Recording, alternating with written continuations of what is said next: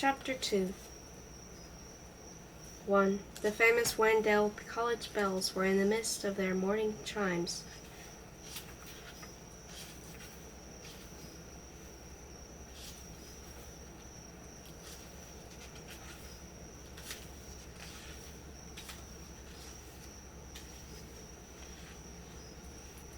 Lawrence G. Clements, a Wendell scholar, whose only popular course was the philosophy of gesture, and his only wife, Joan, Pendleton 30, had recently parted with their daughter.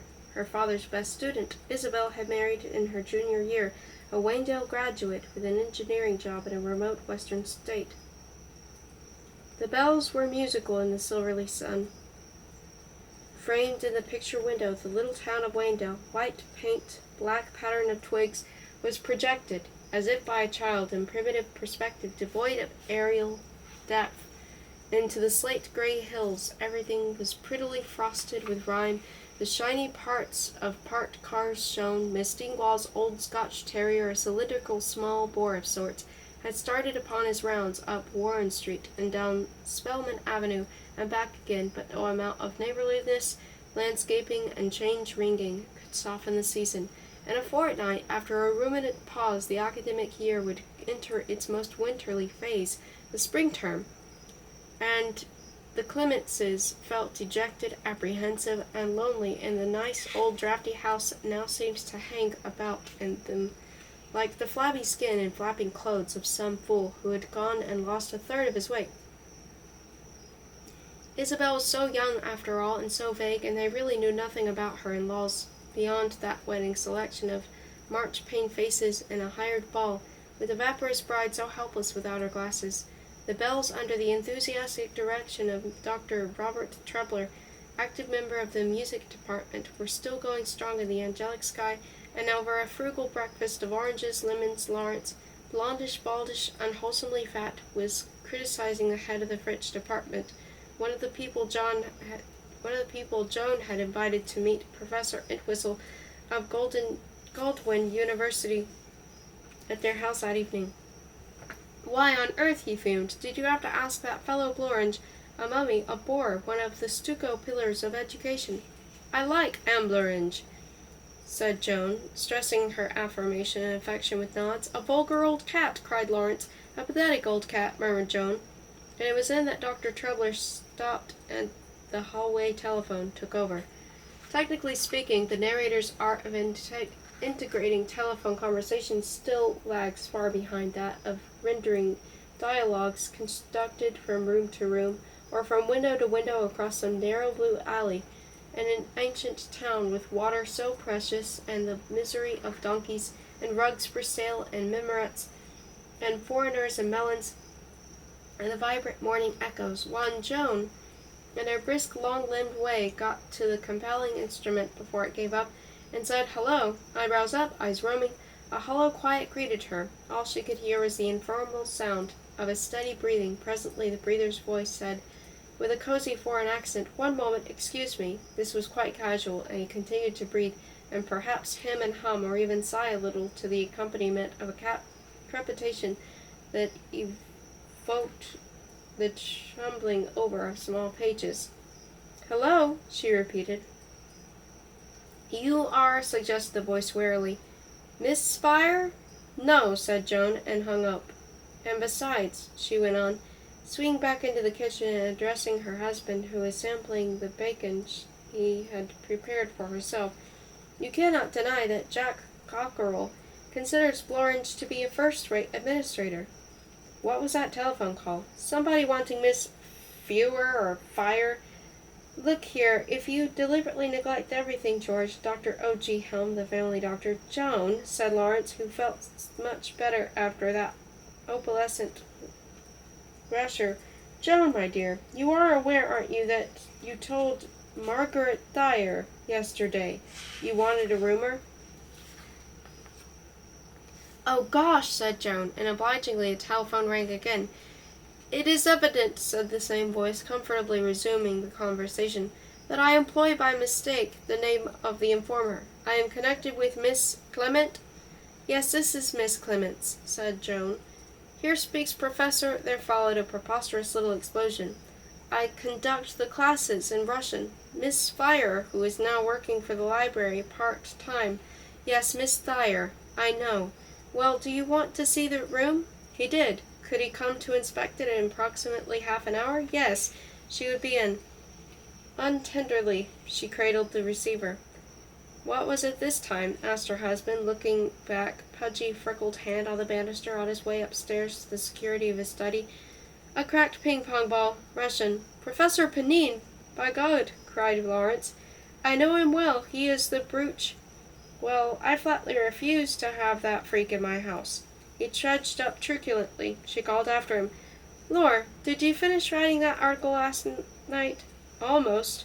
He had turned the corner of the stairs. She heard his head squeaking for the banisters, then striking them. I will today. First, I have that darned EOS examination to prepare. This stood for the evolution of sense. His greatest course. With an enrollment of 12, none even remotely apostolic, which had opened and would close with the phrase destined to be overquoted one day. The evolution of sense is innocence, the evolution of nonsense. 2. Half an hour later, Joan glanced over the moribund cactuses in the sun porch window and saw a rain-coated, hatless man with a head like a polished globe of copper, optimistically ringing at the front door of her neighbor's beautiful brick house. The old Scotty stood beside him, in much the same candid attitude as he. Miss Dingwall came out with a mop, let the slowpoke, dignified dog in, and directed Pnin to the Clemences' clapboard residence. Timothy Pnin settled down in the living room, crossed his legs po-Amerikansky, the American way, and entered into some unnecessary detail. It was a curriculum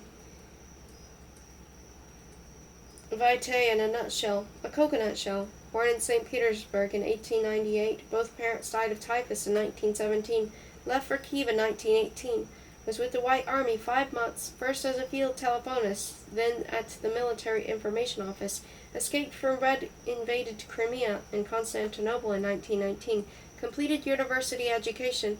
Say, I was there as a child, exactly the same year, said pleased Joan. My father went to Turkey on a government mission and took us along. We might have met. I remember the word for water. And there was a rose garden. Water in Turkish is su, said Pnin, a linguist by necessity, and went on in his fascinating past. Completed university education in Prague. Was connected with various scientific institutions. Then, well, to make a long story very short, habituated in Paris. From 1925, abandoned France, the beginning of Hitler War. It is now here, in American citizen, is teaching Russian and such like subjects at Vandal College.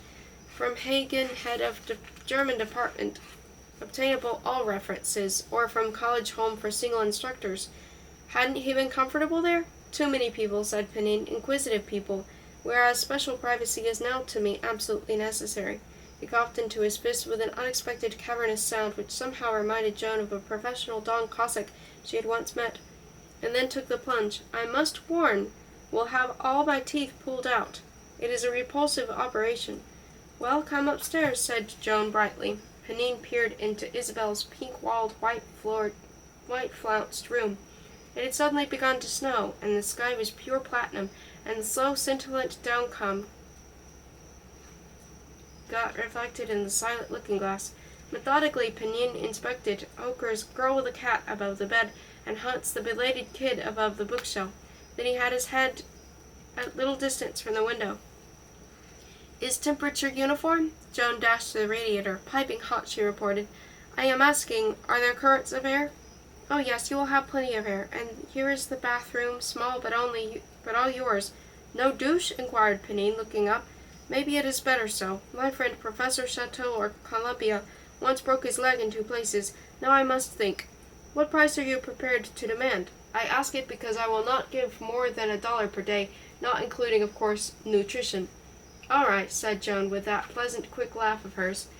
The same afternoon, one of Pnin's students, Charles Macbeth, a madman, I think, judging by his compositions, Pnin used to say, zestfully brought over Pnin's luggage in a pathologically purplish car with no fenders on the left side, and after an early dinner at the Egg and We, a recently inaugurated, not very successful little restaurant which Pnin frequented from sheer sympathy with failure, our friend applied himself to the pleasant task of Pninizing his new quarters.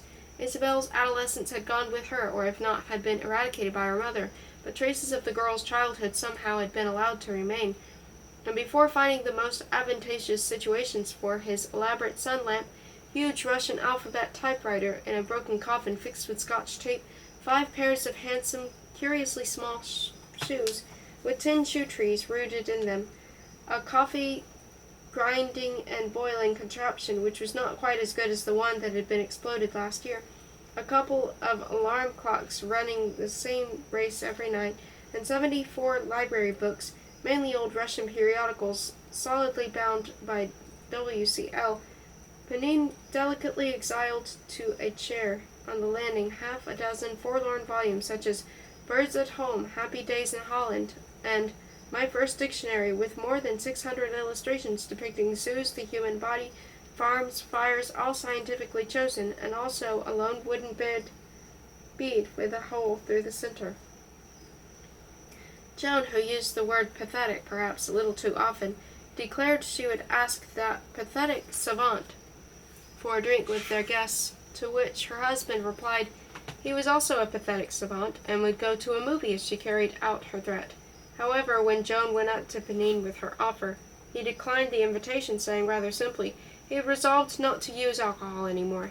3 couples and Entwistle arrived around 9, and by 10 the little party was in full swing, when suddenly Joan, while talking to pretty Gwyn Cockerell, noticed Pnin in a green sweater standing in the doorway that led to the foot of the stairs and holding aloft for her to see a tumbler. She sped toward him, and simultaneously her husband almost collided with her as he trotted across the room to stop, choke, abolish Jack Cockerell, head of the English department, who with his back to Pnin was entertaining Miss Hagan and Miss Florange. With his famous act, he'd been one of the greatest, if not the greatest, mimics of Pnin on the campus. His model, in the meantime, was saying to Joan, "This is not a clean glass in the bathroom, and there exist other troubles. It blows from the floor, and it blows from the walls." But Dr. Hagan, a pleasant, rectangular old man, had noticed Pnin too, and was greeting him joyfully, and the next moment Pnin, his tumbler replaced by a highball, was being introduced to Professor Entwistle. Здравствуйте, как поживаете?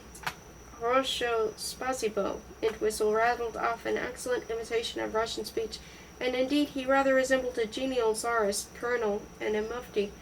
"One night in Paris," he went on, his eyes twinkling, "at the Ugolok Cabaret, this demonstration convinced a group of Russian revelers that I was a compatriot of theirs, posing as an American, don't you know. In 2-3 years," said Pnin, missing one bus that boarding the next, "I will also be taken for an American," and everybody roared except Professor Florange. "We'll get you an electric heater," Joan told Pnin confidentially as she offered him some olives.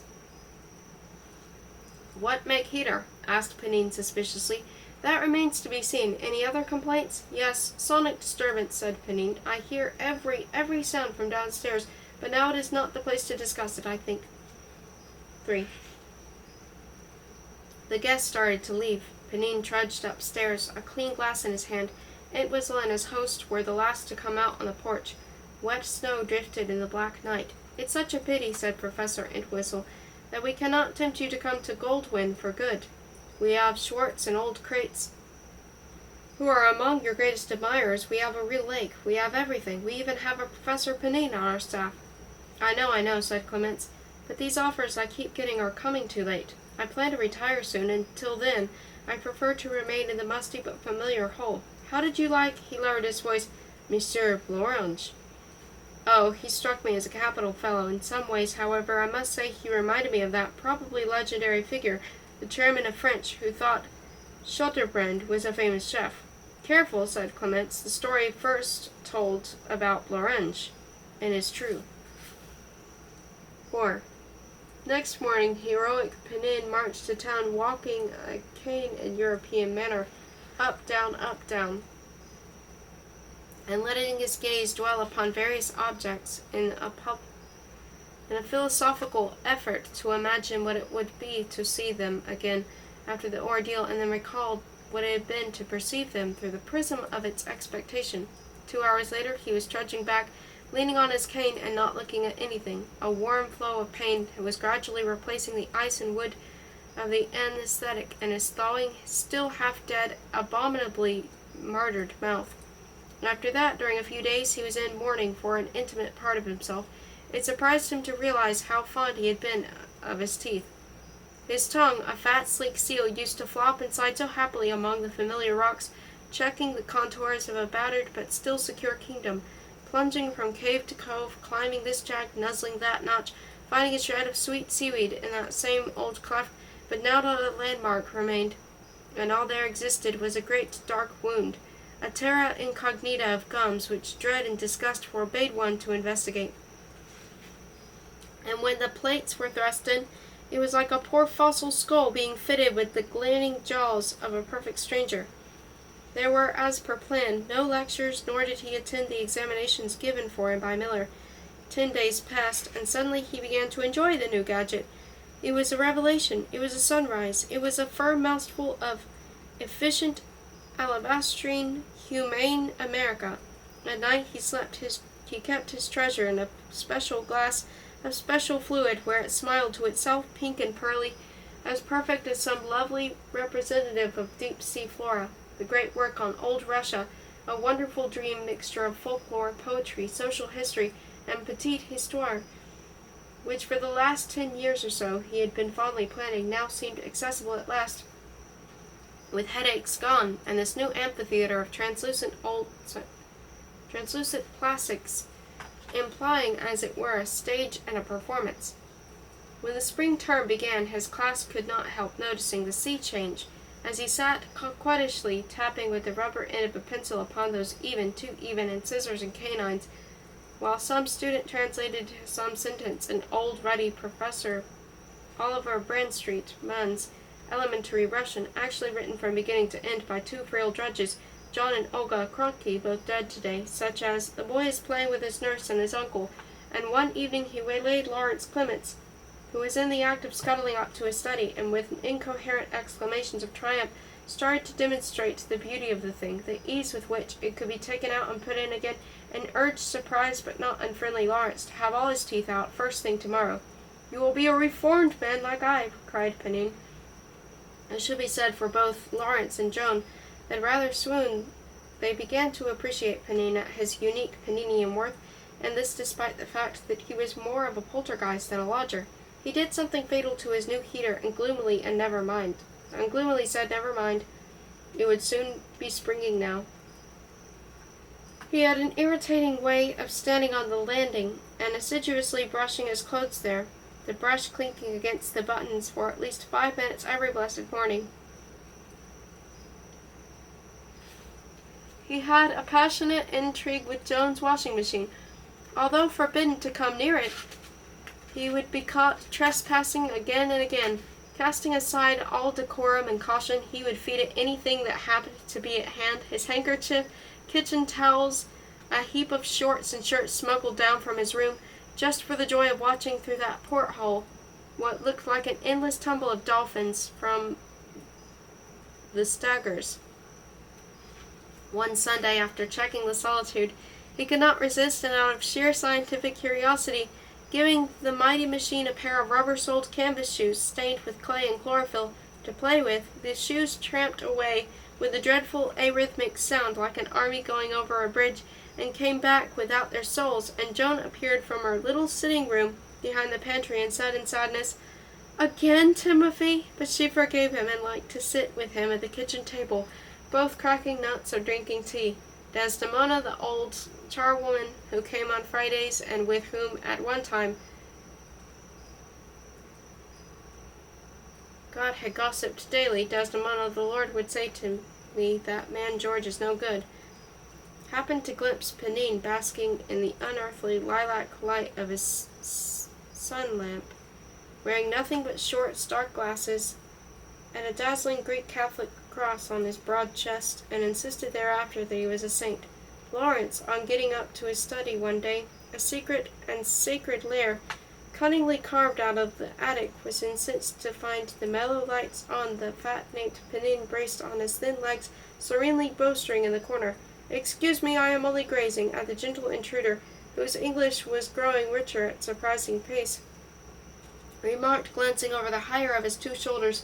But somehow that very afternoon a chance reference to a rare author, a passing allusion tacitly recognized in the middle distance of an idea, an adventurous sail descried on the horizon, led insensibly to a tender mental concord between the two men, both of whom were really at ease only in their warm world of natural scholarship.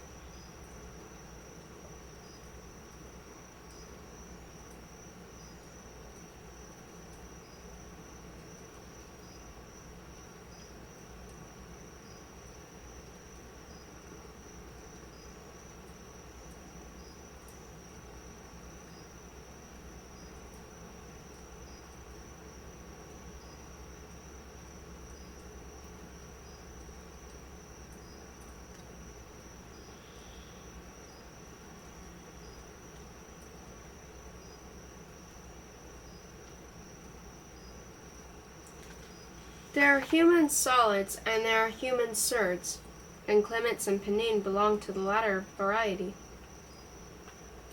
Thenceforth they would often devise as they met and stopped on thresholds, on landings, on two different levels of staircase steps, exchanging altitudes and turning to each other anew, or as they walked in opposite directions up and down a room which at the moment existed for them only as an espace meuble, to use a Pninian term.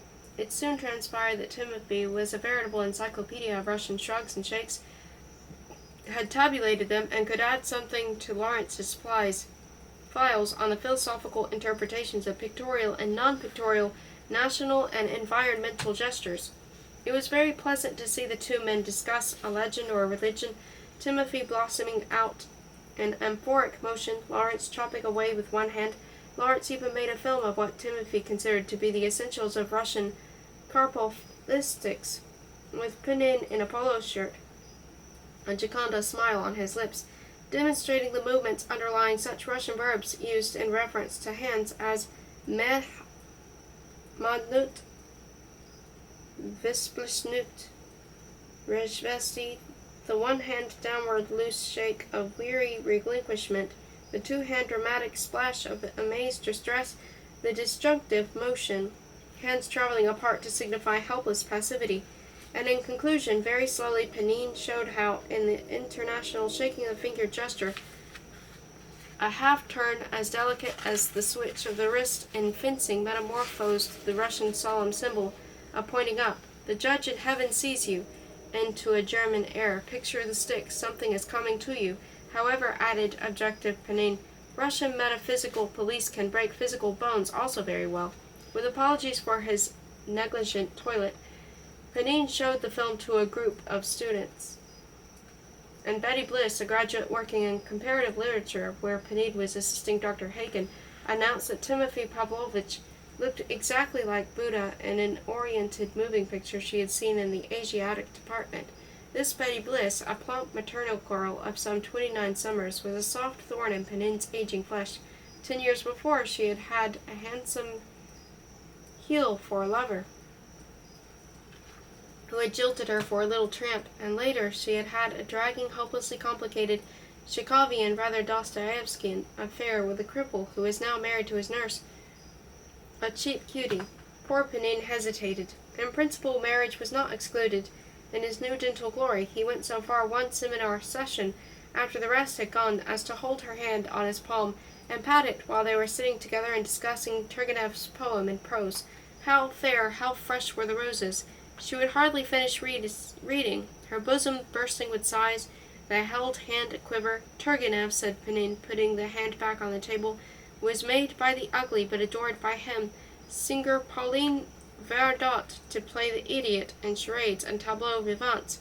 Madame Pushkin said, 'You annoy me with your verses, Pushkin,' and in old age, to think only, the wife of Colossus Tolstoy, liked much better than him, a stupid musician with a red nose. Pnin had nothing against Miss Bliss. In trying to visualize a serene senility, he saw her with passable clarity bringing him his lap robe or refilling his fountain pen. He liked her all right, but his heart belonged to another woman. The cat, as Pnin would say, cannot be hid in a bag. In order to explain my poor friend's abject excitement one evening in the middle of the term, when he received a certain telegram and then paced his room for at least 40 minutes, it should be stated that Pnin had not always been single. The Clemences were playing Chinese checkers among the reflections of a comfortable fire when Pnin came clattering downstairs, slipped and almost fell at their feet like a supplicant in some ancient city full of injustice, but retrieved his balance, only to crash into the poker and tongs. "I have come," he said, panting, "to inform, or more correctly ask you, if I can have a female visitor Saturday, in the day, of course. She is my former wife, now Dr. Liza Wind. Maybe you have heard in psychiatric circles. 5.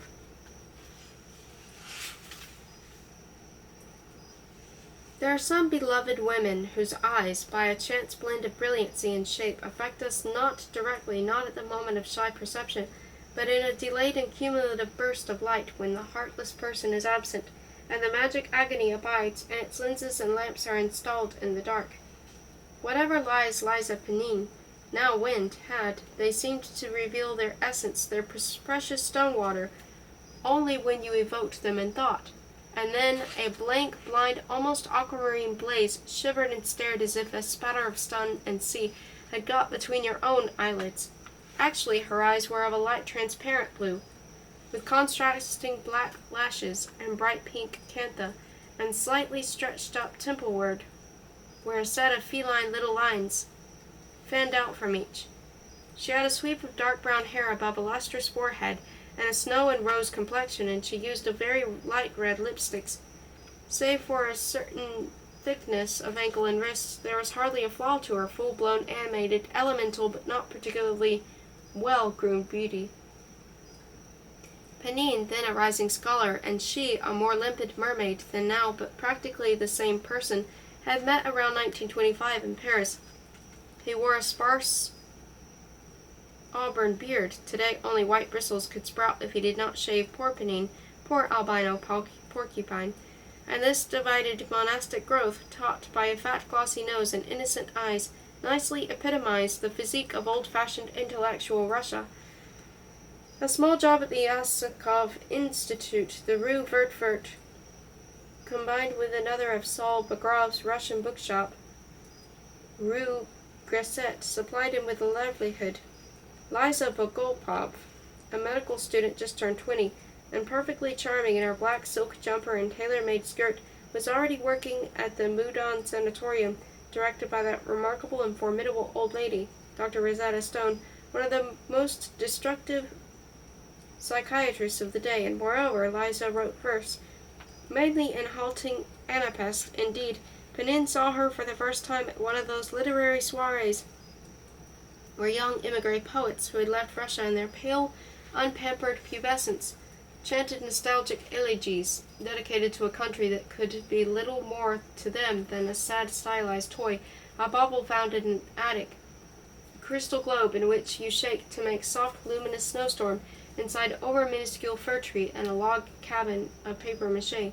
Pnin wrote her a tremendous love letter, now safe in private collection, and she read it with tears of self-pity while recovering from pharmacopoeial attempt at suicide because of a rather silly affair with literature who is now, but no matter. 5 analysts, intimate friends of hers, all said, Pnin and Babby at once. Pnin and a baby at once. Marriage hardly changed their manner of life except that she moved into Pnin's dingy apartment.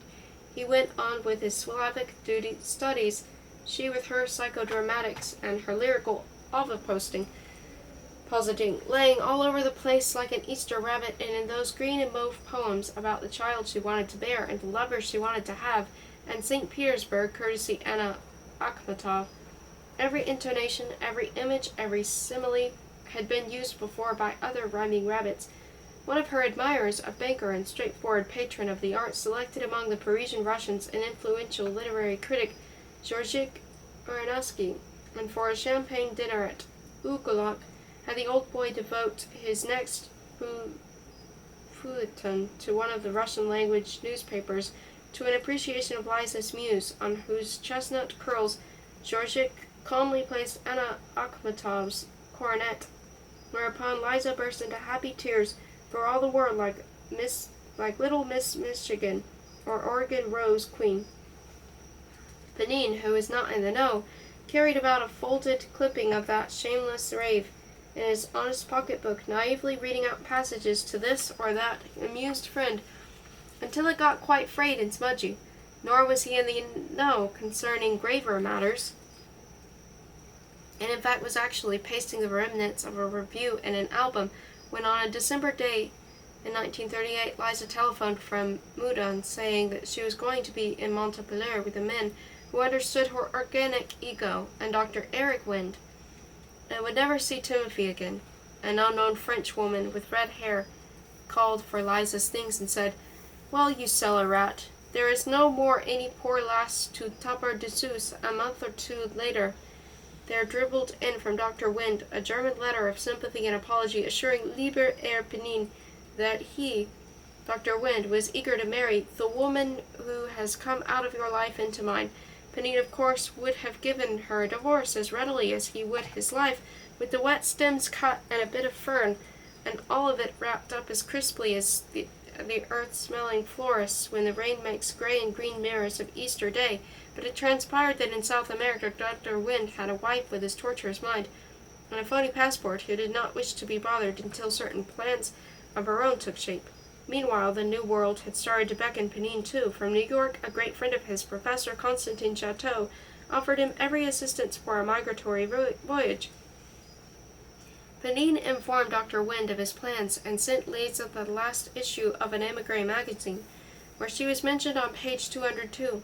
It was halfway through the dreary hell that had been devised by European bureaucrats, to the vast amusement of the Soviets, for holders of that miserable thing, the Nansen passport, a kind of paroles card issued to Russian émigrés, when one damp April day in 1940 there was a vigorous ring at his door, and Liza tramped in, puffing and carrying before her, like a chest of drawers, a 7-month pregnancy, and announced, as she tore off her hat and kicked off her shoes, that it had all been a mistake, and from now on she was again Pnin's faithful and lawful wife, ready to follow him wherever he went, even beyond the ocean if need be. Those days were probably the happiest in Pnin's life. It was a permanent glow of weighty, painful felicity, and the vernalization of the visas and the preparations and the medical examination, with a deaf and dumb doctor applying a dummy stethoscope to Pnin's jammed heart, through all his clothes, and the kind Russian lady, a relative of mine, who was so helpful at the American consulate and the journey to Bordeaux, and the beautiful clean ship. Everything had a rich fairy tale tinge to it. He was not only ready to adopt the child when it came, but it was passionately eager to do so, and she listened with a satisfied, somewhat cowish expression to the pedagogical pains he unfolded, for he actually seemed to forehear the babe's vagitus, and its first word in the near future. But now she consumed fabulous quantities of them, 2 pounds between Paris and Bordeaux, and ascetic Pnin contemplated her grief with shakes and shrugs of delighted awe, and something about the smooth silkiness of those dragees remained in his mind, forever mingled with the memory of her taut skin, her complexion, her flawless teeth. It was a little disappointing that as soon as she came aboard, she gave one glance at the swelling sea, said, "Nu, eto izvinite," nothing doing, and promptly retired into the womb of the ship, within which, for most of the crossing, she kept lying on her back in the cabin she shared with the loquacious wives of 3 laconic Poles, a wrestler, a gardener, and a barber,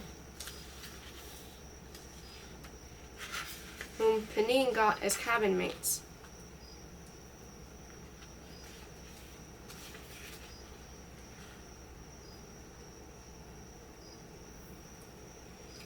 On the 3rd evening of the voyage, having remained in the lounge long after Liza had gone to sleep, he cheerfully accepted a game of chess proposed by the former editor of a Frankfurt newspaper, a melancholy, baggy-eyed patriarch in a turtleneck sweater and +4s.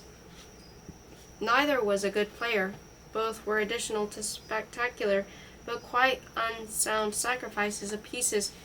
Each was over-anxious to win, and the proceedings were furthermore enlivened by Pnin's fantastic brand of German, Vinci so, dann ich so, und führt feet.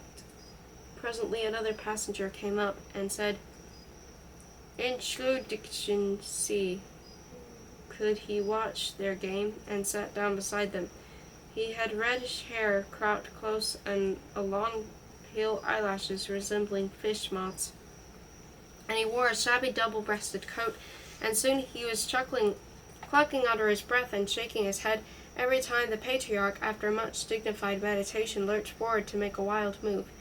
Finally, this helpful spectator, obviously an expert, could not resist pushing back upon his compatriot had just moved, and pointing with a vibrating index to a rook instead, which the old Frankfurter incontentedly drove into the armpit of Pnin's defense. Our man lost, of course, and was about to leave the lounge when the expert overtook him, saying, Entschuldigen Sie, could he talk for a moment to Herr Pnin? You see, I know your name, he remarked parenthetically, lifting his useful index, and suggested a couple of beers at the bar. Pnin accepted, and when the tankards were placed before them, the polite stranger continued thus, In life as in chess, it is always better to analyze one's motives and intentions. The day we came on board, I was like a playful child. Next morning, however, I began already to fear that an abstruse husband, this is not a compliment, but a hypothesis in retrospection, would sooner or later study the passenger list. Today my conscience has tried me and found me guilty. I can endure the deception no longer. Your health. This is not at all our German nectar, but it is better than Coca-Cola. My name is Dr. Eric Wind. Alas, it is not unknown to you. Pnin, in silence, his face working, one palm still on the wet bar, had started to slither clumsily off his uncomfortable mushroom seat, but Wind put 5 long, sensitive fingers on his sleeve. Lasse mich, wailed Pnin, trying to beat off the limp, fawning hand. Please, said Dr. Wind, be just. The prisoner has always the last word. It is his right. Even the Nazis admit it. And first of all, I want you to allow me to pay at least 1/2 of the lady's passage. Ach, nein, said Pnin. Let us finish this nightmare conversation. Dies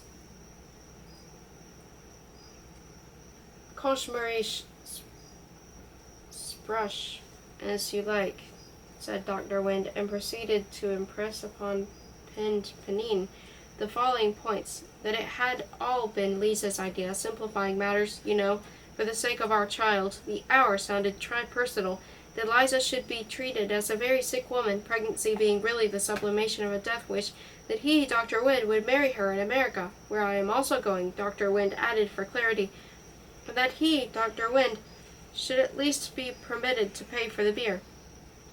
From then on to the end of the voyage that had turned from green to silver to a uniform gray,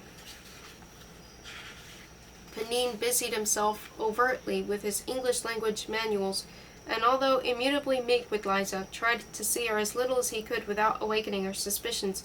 Every now and then Dr. Wind would appear from nowhere, and make from afar signs of recognition and reassurance, and at last, when the great statue arose from the morning haze, where, ready to be ignited by the sun, pale spell-bound buildings stood by those mysterious rectangles with unequal light that you see in bar graphs, representations of compared percentages, natural resources, the frequency of mirages and different deserts. Dr. Wind resolutely walked up to the Pennines and identified himself, because all 3 of us must enter the land of liberty with pure hearts, and after a pathetic sojourn on Ellis Island, Timothy and Liza parted. There were complications, but at last Wind married her. In the course of the first 5 years in America, Pnin glimpsed her on several occasions in New York. He and the Winds were naturalized on the same day. Then, after his removal to Wayndale in 1945, half a dozen years passed without any meetings or correspondence. He heard of her, however, from time to time. Recently, in December 1951, his friend Chateau had sent him an issue of the Journal of Psychiatry in which an article was written by Dr. Albina Dunkelberg. Dr. Eric Wind and Dr. Eliza Wind. On group psychotherapy applied to marriage counseling, Pnin used to always be embarrassed by Liza's Pishuslini psychoasinine interests, and even now, when he ought to have been indifferent, he felt a twinge of revulsion and pity. Eric and she were working under the great Bernard Maywood, a genial giant of a man referred to as the boss by over-adaptive Eric, at a research bureau attached to a Planned Parenthood center. Encouraged by his and his wife's protector, Eric evolved the ingenious idea, possibly not his own, of sidetracking some of the more plastic and stupid clients of the center into a psychotherapeutic trap, a tension-releasing circle on the lines of a quilting bee, where young married women in groups of 8 relaxed in a comfortable room amid an atmosphere of cheerful first-name informality, with doctors at a table facing the group, and a secretary unobtrusively taking notes, and traumatic episodes floating out of everybody's childhood like corpses. At these sessions, ladies were made to discuss among themselves, with absolute frankness, their problems of marital maladjustment, which entailed, of course, comparing notes on their mates, who later were interviewed too in a special husband group, likewise they very informal, with a great passing around of cigars and anatomic charts. Pnin skipped the actual reports and case histories, and there is no need to go here into those hilarious details. Suffice it to say that already at the 3rd session of the female group, after this or that lady had gone home and seen the light and come back to describe the newly discovered sensation to her still blocked but rapt sisters, a ringing note of revivalism pleasingly colored the proceedings. Well, girls, when George last night, and this was not all. Dr. Eric Wind hoped to work out a technique that would allow bringing all these husbands and wives together in a joint group. Incidentally, it was deadening to hear him and Liza smacking their lips over the word group. In a long letter to distressed Pnin, Professor Chateau affirmed that Dr. Wind even called Siamese twins a group. And indeed, progressive, idealistic Wind dreamed of a happy world consisting of Siamese centuplets and not anatomically conjoined communities, whole nations built around a communicating liver. It is nothing but a kind of microcosmos of communism, all that psychiatry, rumbled Pnin in his answer to Chateau. Why not leave their private sorrows to people? Is sorrow not, one asks, the only thing in the world people really possess? 6. Look, said Joan Saturday morning to her husband, I have decided to tell Timothy they will have the house to themselves today from 2 to 5. We must give those pathetic creatures every possible chance. There are things I can do in town, and you will be dropped at the library. It so happens, answered Lawrence, that I have not the least intention to be dropped or otherwise moved anywhere today. Besides, it is highly improbable that they will need 8 rooms for their reunion. Pnin put on his new brown suit, paid for by the Cremona lecture, and after a hurried lunch at the Egg and We, walked through the snow-patched park to the Waynedale bus station, arriving there almost an hour too early. He did not bother to puzzle out exactly why Liza had felt the urgent need to see him on her way back from visiting St. Bartholomew's, the preparatory school near Boston that her son would go to next fall. All he knew is that the flood of happiness foamed and rose behind the invisible barrier that was to burst open any moment now. He met 5 buses, and in each of them clearly made out Liza waving to him through a window, as she and other passengers started to file out, and then one bus after another was drained, and she had not turned up. Suddenly he heard her sonorous voice, Timothy Strasby, behind him, and wheeling around, saw her emerge from the only greyhound he had decided would not bring her. What change could our friend discern in her? What change could there be? Good God, there she was.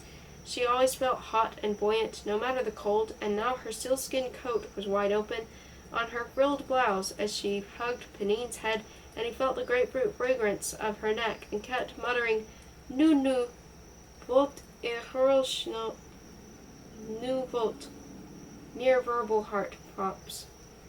And she cried out, Oh, he has splendid new teeth.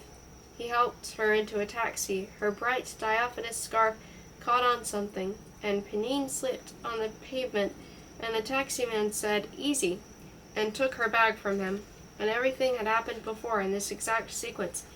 It was, she told him, as they drove up Park Street, a school in the English tradition. No, she did not want to eat anything. She had a big lunch at Albany. It was a very fancy school. She said this in English. The boys played a kind of indoor tennis with their hands between walls, and there would be in his form a... She produced with false nonchalance a well-known American name, which meant nothing to Pnin because it was not that of a poet or a president. "By the way," interrupted Pnin, ducking and pointing, "you can just see a corner of the campus from here. All this was due... Yes, I see. Vishu, campus kak campus. The usual kind of thing. All this, including a scholarship, was due to the influence of Dr. Maywood. You know, Timothy, some day you should write him a word. Just a little sign of courtesy." The principal, a clergyman, had shown her the trophies Bernard had won there as a boy. Eric, of course, had wanted Victor to go to a public school, but had been overruled. The Reverend Hopper's wife was the niece of an English earl. "Here we are. This is my palazzo," said jocose Pnin, who had not been able to concentrate on her rapid speech. They entered, and he suddenly felt that this day which he had been looking forward to with such fierce longing was passing much too quickly, was going, and would be gone in a few minutes. Perhaps, he thought, if she said right away what she wanted of him, that day might slow down and be really enjoyed. "What a gruesome place, Kakoi Juki Dom," she said, sitting on the chair near the telephone and taking off her galoshes. "Such familiar movements. Look at that aquarelle with the minarets. They must be terrible people." "No," said Pnin, "they are my friends." "My dear Timothy," she said as he escorted her upstairs, "you have had some pretty awful friends in your time. And here is my room," said Pnin. "I think I'll lie on your virgin bed, Timothy, and I'll recite you some verses in a minute. That hellish headache of mine is seeping back again. I felt so splendid all day. I have some aspirin." She said, and this acquired negative stood out strangely against her native speech. He turned away as she started to take off her shoes, and the sound they made toppling to the floor reminded him of very old days. She lay back, black-skirted, white-bloused, brown-haired, with one pink hand over her eyes. "How is everything with you?" asked Pnin. "Have her say what she wants of me, quick," as he sank into the white rocker near the radiator. "Our work is very interesting," she said, still shielding her eyes, "but I must tell you I don't love Eric anymore. Our relations have disintegrated. Incidentally, Eric dislikes his child. He says he is the land father, and you, Timothy, are the water father." Pnin started to laugh. He rolled with laughter, the rather juvenile rocker fairly cracking under him. His eyes were like stars in quiet wet. She looked at him curiously for an instant from under her plump head and went on, "Eric is one hard emotional block in his attitude toward Victor. I don't know how many times the boy must have killed him in his dreams, and with Eric, verbalization, I have long noticed, confuses problems instead of clarifying them. He is a very difficult person. What is your salary, Timothy?" He told her. "Well," she said, "it is not grand, but I suppose you can even lay something aside. It is more than enough for your needs, for your microscopic needs, Timothy." Her abdomen, tightly girdled under the black skirt, jumped up 2 or 3 times with mute, cozy, good-natured, reminiscent irony, and Pnin blew his nose, shaking his head the while in voluptuous, rapturous mirth.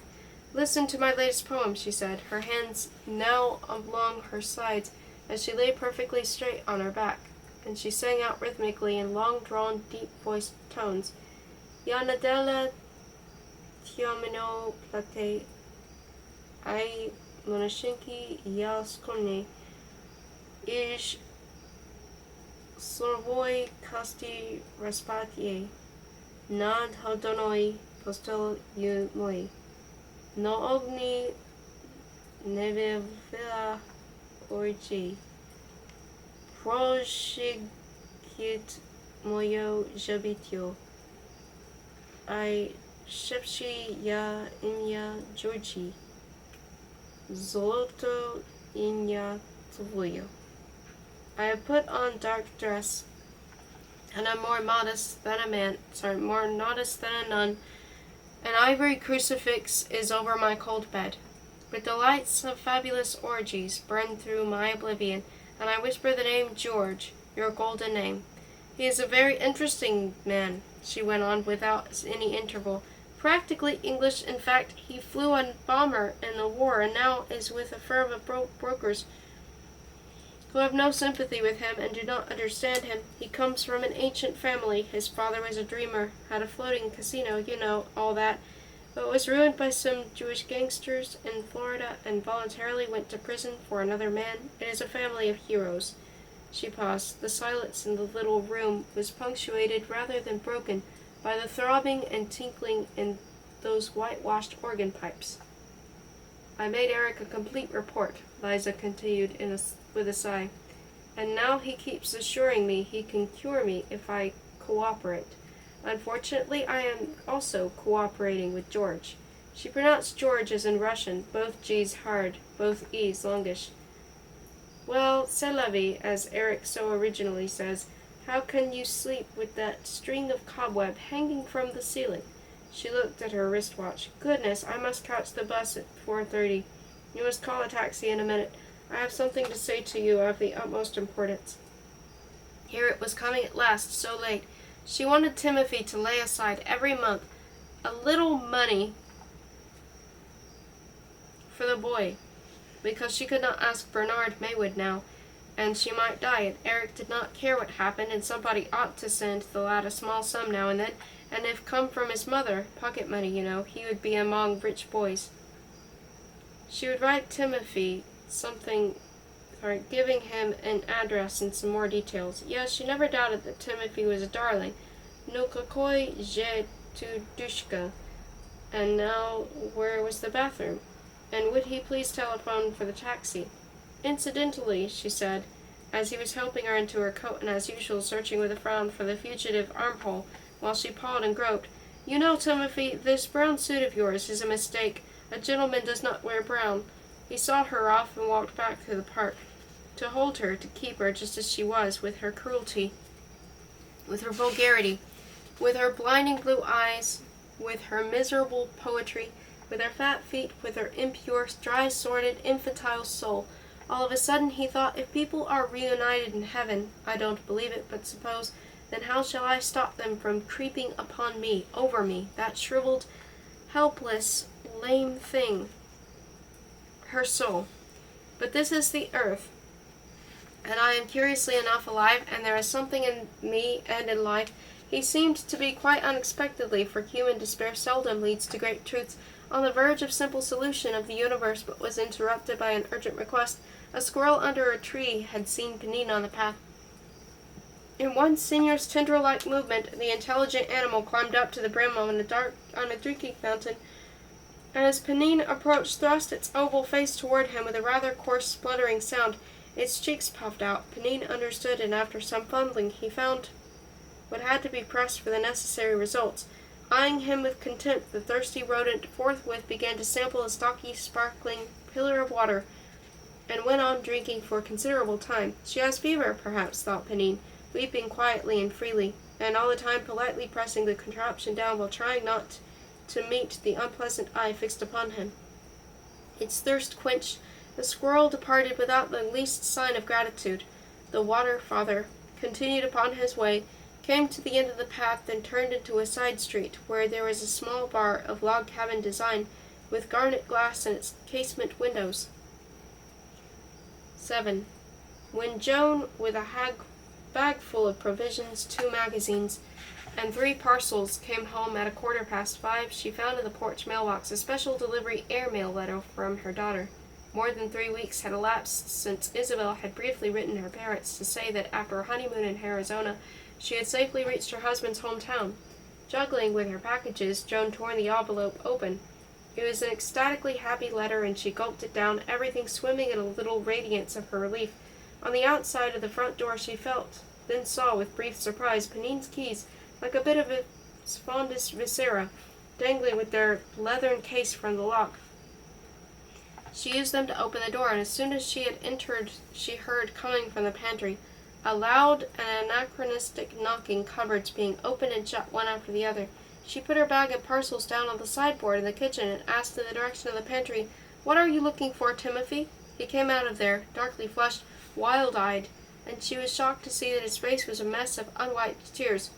"I searched, John, for the viscous and sawdust," he said tragically. "I am afraid there is no soda," she answered with her lucid Anglo-Saxon restraint, "but there is plenty of whiskey in the dining-room cabinet. However, I suggest we both have some nice hot tea instead." He made the Russian relinquishing gesture. "No, I don't want anything at all," he said, and sat down at the kitchen table with an awful sigh. She sat down next to him and opened one of the magazines she had bought. "We are going to look at some pictures, Timothy." "I do not want, John. You know I do not understand what is advertisement and what is not advertisement. You just relax, Timothy, and I'll do the explaining. Oh, look, I like this one. Oh, this is very clever. We have here a combination of two ideas. The desert island and the girl in the puff. Now look, Timothy, please." He reluctantly put on his reading glasses.